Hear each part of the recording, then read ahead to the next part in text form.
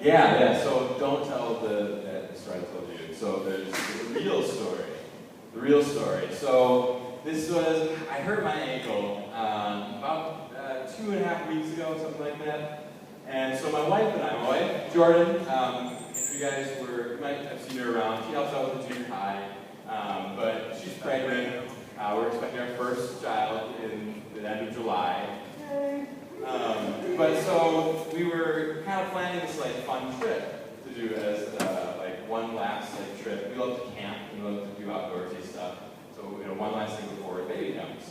And her parents live 2 hours north. They've got tons of land. And so we're just gonna go pitch a tent, hang out on the land, have a bonfire and stuff. And so we get up there, and we had to leave after work. This was a Monday, but we had to leave after work to get up there. And so it was I don't know, it was getting dusk. It was 7:30 or something, and we got the tent all set up, and we had a little Smoky Joe's grill, and we're cracking out the hot dogs, and the campsite is all set up and ready to go. And we're sitting in our camp chairs, cooking the hot dogs, and all of a sudden, this is all woods in our parents' house, and all of a sudden, in the bushes, near where the tent was, you hear this footsteps, rustling in the leaves. And it's pretty thick and it's getting dark, and so I can't really see. But Jordan and I just kind of look at each other. We look back at the fire and we're okay, we'll ignore it. It probably doesn't want us, whatever it is, probably just a raccoon or something. Well, it keeps on getting louder. And then you start to hear chomping, breathing. And now we're our heart pounding, what is this in the woods? And all of a sudden, out of the woods comes a black bear. He smelled the hot dogs. He's coming right for us. So what I had to do, there was nothing I could do. I had to save my pregnant wife. So I jumped on the bear, grabbed out my knife. No, I'm just kidding. I'm totally joking. That story's a complete fabrication. What really happened, I was playing racquetball and I rolled my ankle really bad. But the bear story's way better. And I just got tired of telling people about racquetball. So I wanted to have a fun story. I got you all, though. I can see it all in your eyes. But no, that didn't. But we do love camping, and I do have a son on the way. We do have a tent, and our parents do live north, so it wasn't all fake. But okay, so you guys are really spread out. Would you guys mind just shifting, everyone kind of squeezing in a little bit? Because otherwise I'm going to keep going this the whole time. This is going to hurt my back and my neck. And then I'm going to need to go to surgery, and then I'm going to be on bed rest while my son is born, and this be terrible. So thank you so much for squeezing in. This morning we have a whiteboard. I love whiteboards. I love to draw. I love to write. Won't be doing too much drawing this morning, but I am going to get stuff from you guys. So before we do that, my name is John Hand. I work in the Young Adults Ministry here at Woodale. I do, in the summertime, primarily I work with the college ministry. How many of you have a brother or sister in college right now? Yeah, so a few. Actually, a lot of you. Okay, so hopefully they're coming to college ministry. That's where you guys are headed after senior high. Junior high, senior high, you go to college ministry, you go to young adults. That's kind of the progression here at Woodale. And I love that. So that's kind of just a little bit of what I do in a nutshell. So this morning, you guys have been going through this book, God's at the Word, right? Okay, some people have it here. How many of you really like this book? Oh, come on. How many of you have been reading the book? Okay, good. This book is awesome. I wish I got to read this book when I was in senior high. It's so awesome. And this week, the chapter that we're going through is called The God of the Quick Fix. God of the Quick Fix. And it's really the idol of the quick fix. It's the God, small g, God of the quick fix.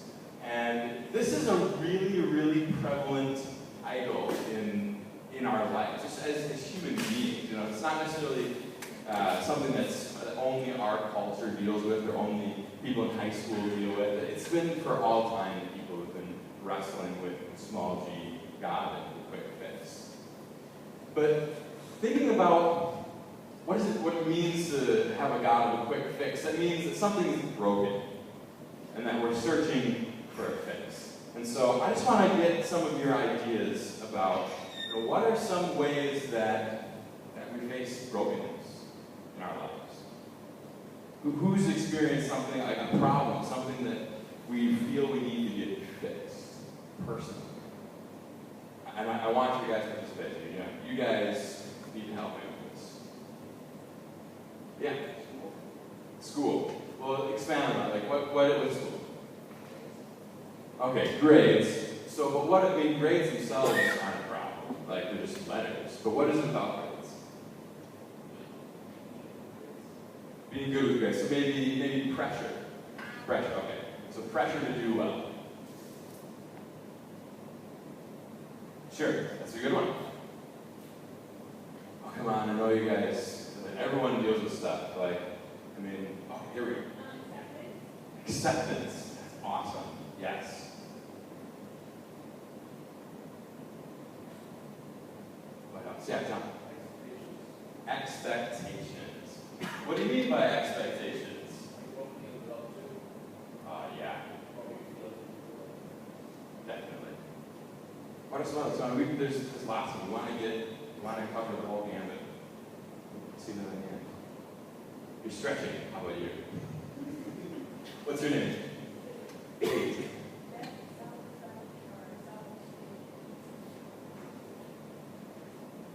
Self-image. Yeah, that's good. We'll go with those two. Self-image. Yes, drugs. Well, drugs we're going to get to in a minute because drugs are a problem. But just wait. Yeah, it's not the root problem. So these are root things. So hold that thought about drugs. We'll get back to that. So it's self-image. Yeah, I heard that. So we can just say money issues. Definitely. You guys, I know there's more out there. You guys are only scraping the surface. Did I hear one? Stress. Thank you. Yes. Pressure. Stress. Anxiety. I think I'm spelling that right. Yes. These two are huge. Yeah. Performance. Yep.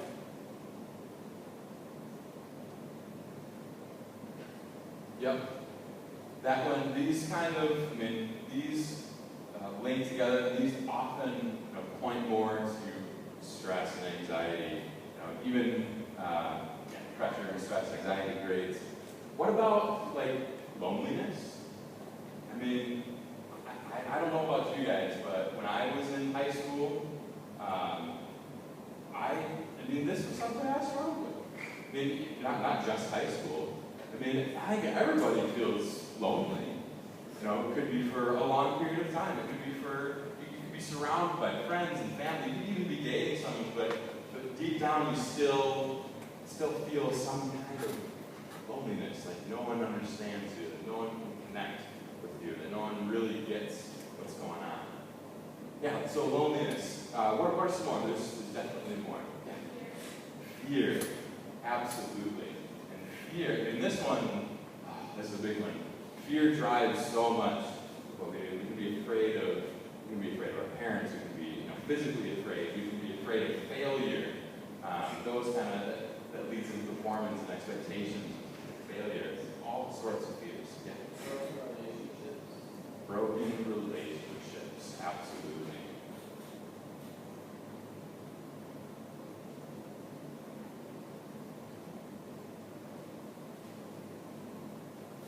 Broken relationships. And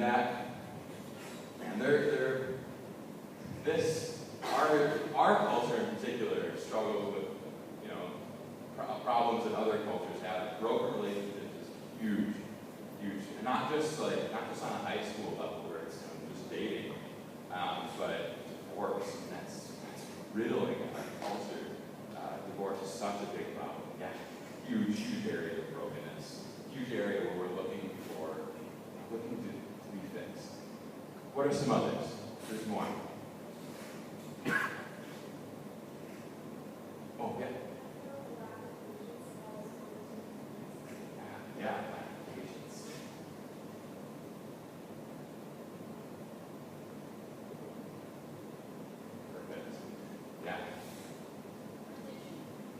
addiction. That we're going to get to. That's not one of the underlying things. We're not born. Addictions don't happen to us. These are things that are kind of outside of our control. Things that we experience, emotions. Yeah. Worry. Yes. So on the other hand, it was worried. Whoever had the hand up. Okay. Yeah. Depression.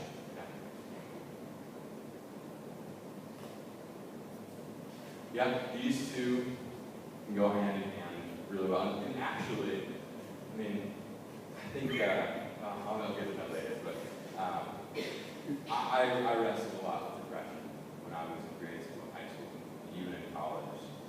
It's definitely one of the problems. Yeah. Sure, learning disabilities. I'm just going to put disabilities. That's great. Okay. Distrust. Yeah, I'm going to actually pair that with broken relationships. Okay, and I'm going to add one more. I'm going to put conflict. Or drama. How many of you deal with conflict or drama? Right, everyone's hand should be going up right now. Yeah, so hopefully, I mean, we've got a really good list. We could keep going.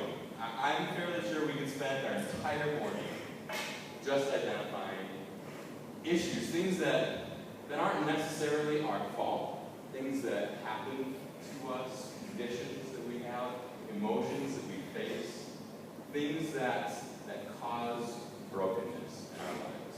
So of all these things, how many of you can say that you have experienced at least one of these at some point in your life? Yeah, every single one of us. And that goes for the entirety of humanity. No one escapes. That's part of the trouble that we live in this world. I mean, Jesus specifically said, in this world you will have trouble. So what do we do to fix these problems? What are ways that, maybe it's from something you've done, maybe it's something that you've seen promoted on television or YouTube or read in a book, something that people do to fix these problems. Let's get our brain juices going. How do people try to fix anxiety in their lives? Medication, drugs.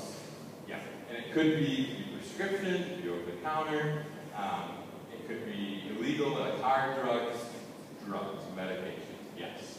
What are other ways that we try to fix anxiety? Isolate themselves. That's brilliant. Thank you for saying that. I told you I dealt with depression a lot. Depression can be a chemical imbalance, but it can also be self-inflicted.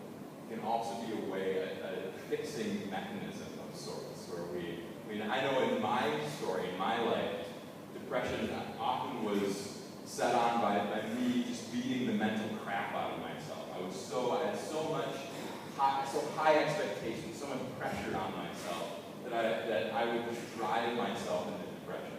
And it was a method of coping almost. Very odd. But yeah, definitely. Isolating yourself.